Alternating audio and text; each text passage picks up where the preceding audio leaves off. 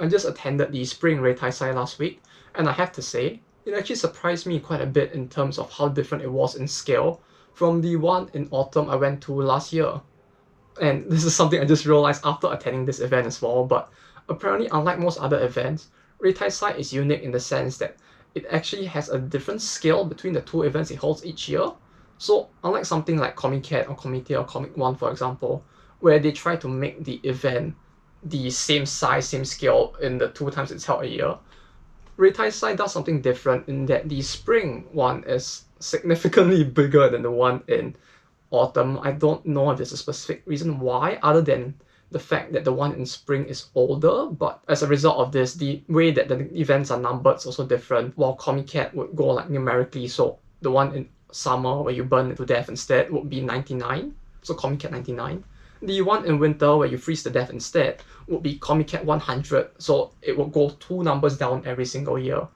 Pretty cool event as well, that one. You kind of get to enjoy both the fiery hell that Dante has talked about as well as the Nordic freezing hell instead. In comparison, Reitaisai is numbered separately for spring and autumn, so the one in spring this year will be at its 20th holding, so it's Reitaisai 20, and the one in autumn will be Reitaisai 10 autumn instead.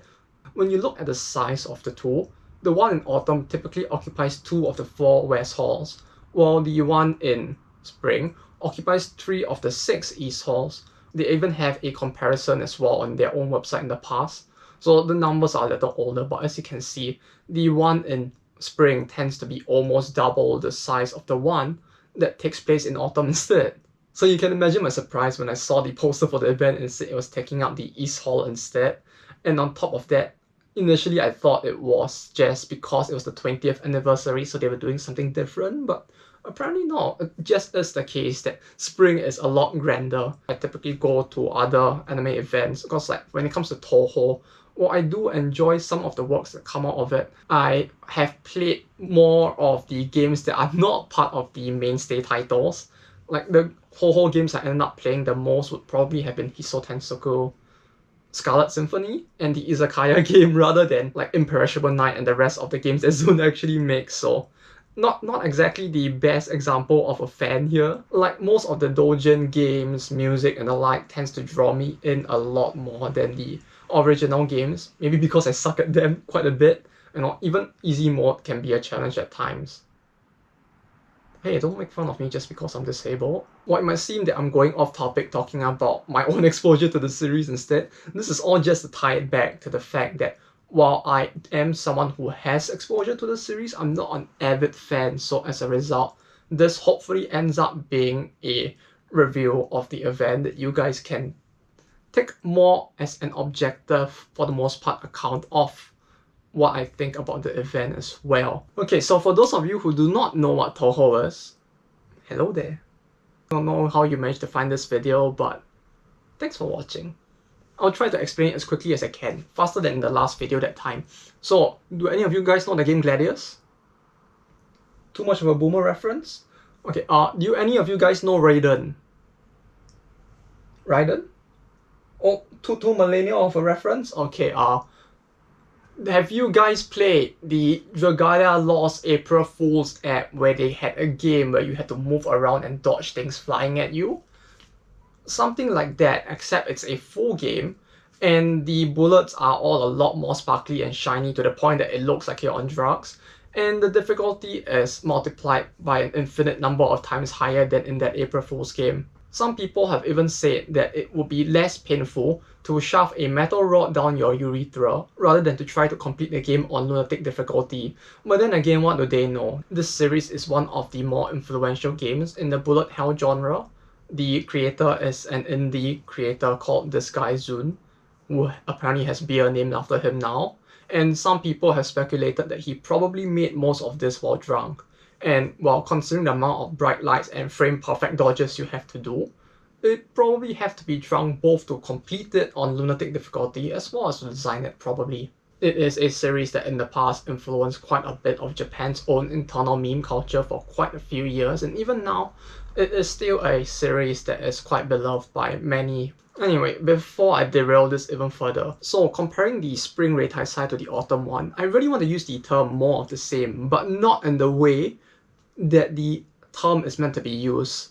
What I mean is that you get the same baseline stuff, but you get it on a much bigger and grander scale. More in the literal sense that you have almost more than double the amount of space that existed for the autumn one. Therefore, you're getting even more, which when it comes to Doujin stuff, it can be a very big difference, because for those of you who have not watched any of my previous videos where I constantly talk about Doujin stuff in general, it really can just mean anything that is out there. Like even this that I'm wearing now, this was made by a Doujin Circle in the event itself, and it applies to everything from music to accessories to thin books to whatever you want out there. When it comes to the Itashas as well, there's more of them than before, and most of them are different from the last time. For those of you who do not know what an Itasha is, it's basically just one of this highly decorated waifu cars. The term is meant to mean a painful car in the sense that it's painful for anyone from the outside looking in, but people inside take it as a term of pride, kind of like how people outside of Japan used to use the word otaku as a positive thing. There's a shrine to a certain two vampires who might get you thrown in jail depending on who you ask. The rest feel more decorated as well than the last time around. Like instead of people just driving in their cars, the cars themselves are more furnished on the interior as well to make them even more of a display, because I don't think people are going to drive around with like a figure at the hood like that. It feels like an actual safety hazard. But when you look at the interior of the cars this time around, they even decorated it purely for people to look at, and I think some of the cars actually allowed you to get in and take pictures while inside as well. Aside from that, you have the game corner as well, which actually looks a lot more interesting than the last time around. I think that time I mentioned there being one arcade machine and just some of the games on display in the back, but this time they actually brought in an entire set of arcade machines for the arcade game that they're making that is still in production, it seems. I think they said on the machine it's 25% done, but they actually allow people in to play with it, and you actually see like a long queue forming and just people sitting along the rows of machines just playing it there. They didn't really have the time to do it since I was running between two events on that day itself. We'll talk about the other event another time, but aside from that, you also met many other games to try there. I believe there was Jubeat, but it was only stocked with Touhou music instead, as well as a game that reminded me a lot of Puyo Puyo, which apparently is coming out on the Switch, I believe, in the future. Then you also had this thing, whatever it is. It seems like they're making a Touhou strategy game, although the art itself, it's not gonna be like that in the actual game itself, but the ad that they did with this board was very well played. This is something about this kind of art that just gets to me a little. You also had a bunch of more official stores selling goods in there as well. There was one called Touhou Yao Yoruzu Shoten, which apparently is an officially recognized Touhou goods store. You also have that one gacha store that I always say turns up in almost every single doujin event, Pikato Anime. They were here as well this time. Only this time around they actually had something pretty interesting in store, although it wasn't for the gacha itself. Instead, they was just directly for sale, which were these canvas arts that you see out here. I mean, it's a bit hard to tell from what I'm showing because it's all in the video, but these were all painted canvas arts instead of the usual just a piece of paper imagery within the frame. And it was going for, I think, 15,000 yen, which feels like it kind of defeats the point of being a purely like Chusen or gacha store in that sense. However, the fact that you can directly buy it is probably something more of a blessing for the fans, so not much of a complaint there. That said, seeing it all lined up like this was quite a surprise because I don't think they usually do stuff on this scale.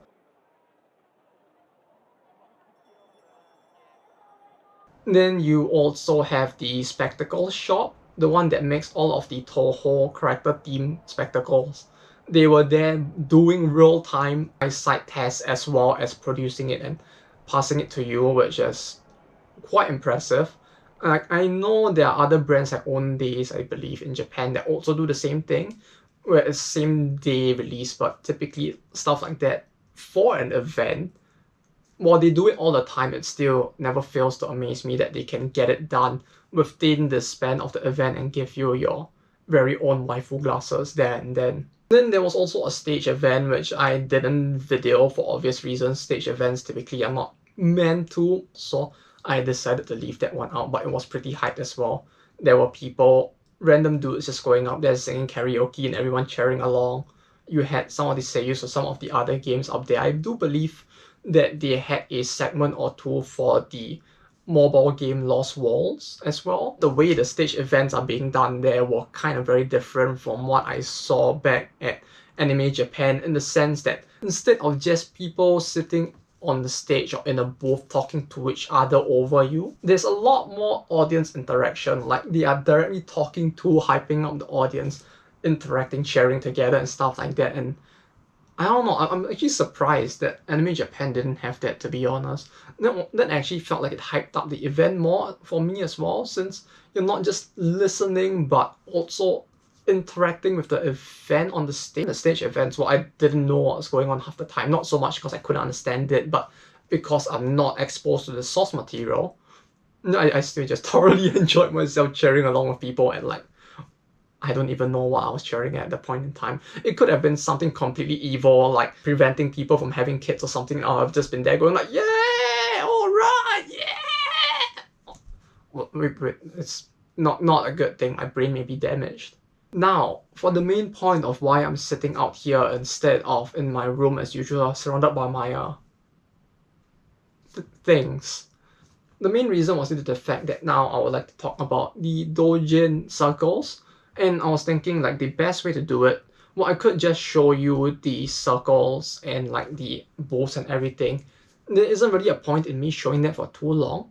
Like, I can show you, like, for example, all of this, right? Like, I'm walking through the circles. There's many interesting things to look at. Like, you have music circles, you have glass cups that are pretty well made, you have accessories of all sorts, you have thin books, which those I can't show definitely, but there's a lot of stuff I can show like that, but I feel like it wouldn't do that part of it much justice, so I decided, how about, why not, I show you some of the interesting stuff I got as well. So when it comes to Touhou, you do see a lot more variety in the type of goods being produced for these Doujin events. And my guess is that it is quite likely due to the fact that the demographic for these games is a lot older as well, due to the fact that most people started playing these games probably a lot more in the past when they were younger, and they have grown up with the series as well. The fact that many people were actually going there with their kids, and their kids were the one cosplaying as well, was quite a surprise. And I guess it might have to do with the fact that they themselves might have 10, 20 years ago at this point, even maybe even 30 years ago, started following this series, and across their time they would have, well, spread out into many different fields and learned different skill sets which they can then use to produce goods as well.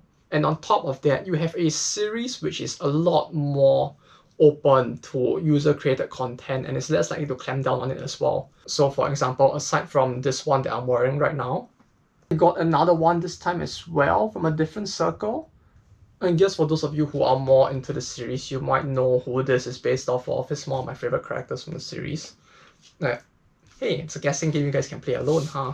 Music is a very big part of the event, and well, it tends to be where most of my investment into the event goes. Power metal, chiptune, Eurobeat, pop rock.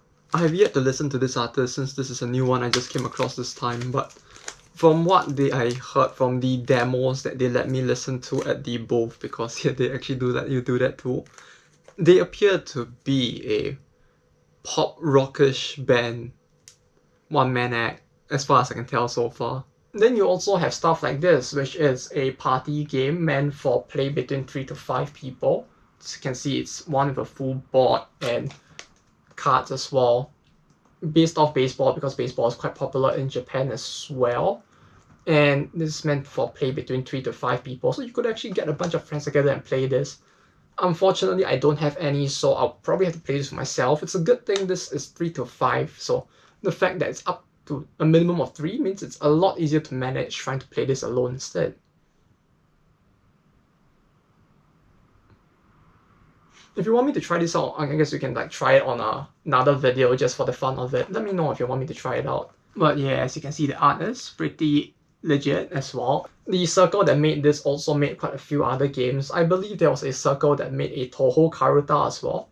And overall, I think I might have seen like maybe 10 or 12, maybe 15, 10 to 15 circles just releasing games alone. When it came to music, obviously it was a lot more. There's also this. I'm kind of a little worried to take it out because I'm very worried of dropping this, since this is probably gonna shatter if I drop it.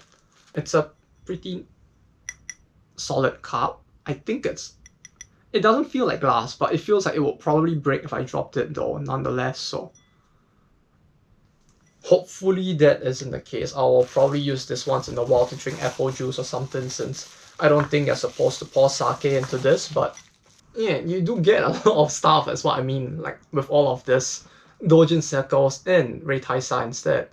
Like stuff like glasses. I mean, figures nowadays you do see it a bit more. You don't see that much at Comic Cat, surprisingly enough. So, and as well as at most other medium-sized Comic Cat big site located events such as Comic One and Comitia. But if you go to smaller scale ones, you tend to see them here and there. The thing I like the most about going to these events is typically for these Doujin Circles, because it's a lot like going to a bookshop as compared to buying your books online, right? Except that whenever you pull a book off the shelf, the author appears in front of you to pass you the book, and you can actually talk to them here and there.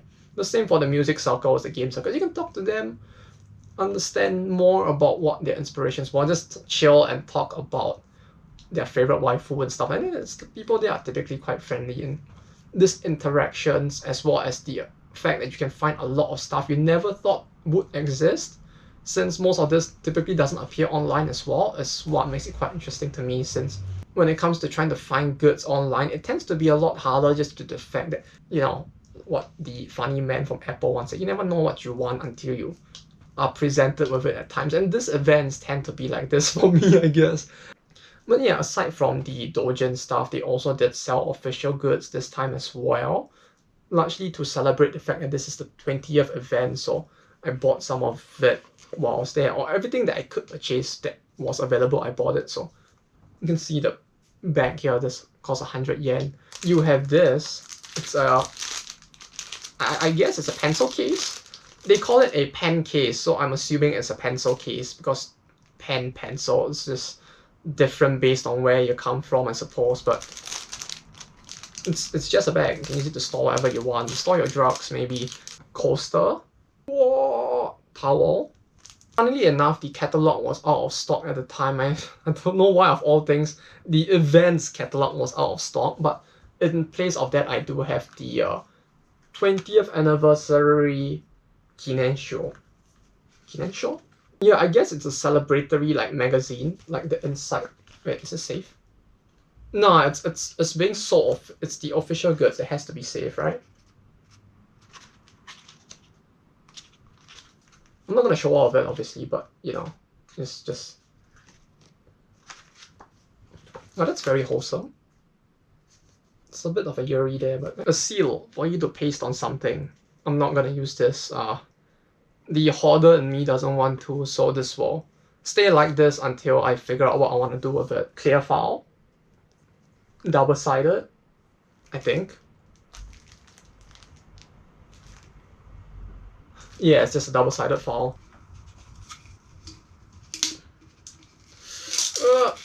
Initially, I wanted to set this up before the video itself, but I ordered a frame to put it in, but that has not arrived yet. If it arrives before the end of the week, maybe I'll add it in as a separate card here. We can do it like one of those dramatic video reenactment things, and I just go like, boom.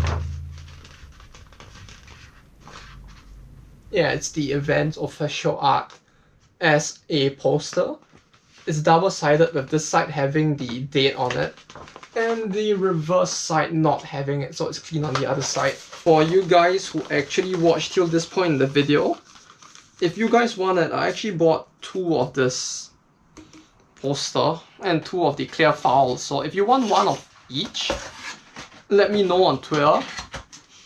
As with everything else, I'll probably mention if it goes out of stock. If you want the B2 poster or you want the file, let me know and I'll send it to you. You have tea. This is Hakurei Jin Cha.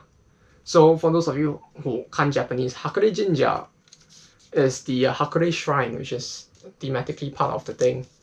Except that now they changed the name. Instead of Jinja, it's not written anywhere here, is it? Oh, it's written here.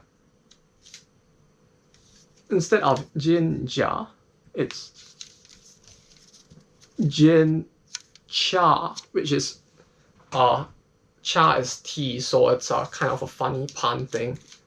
Oh my god, man, I can enjoy my puns. The thing is, I'm just gonna open this now for the stream. Like, it might sound like a waste to drink rare Pepe drink, but if I don't, this is tea, it's gonna spoil, so. Yeah, it's sencha. Like, what, were you expecting it to be something unique? It's fine. It's actually pretty decent sencha. It's just that if you were expecting this to be like some explosive super drink or something, it's not that. So, actually enjoying this gamer girl piss tea or something. Yes, my queen! Well, yeah, that's about all of the stuff that I managed to get. I hope this gives you guys a better perspective of the event itself.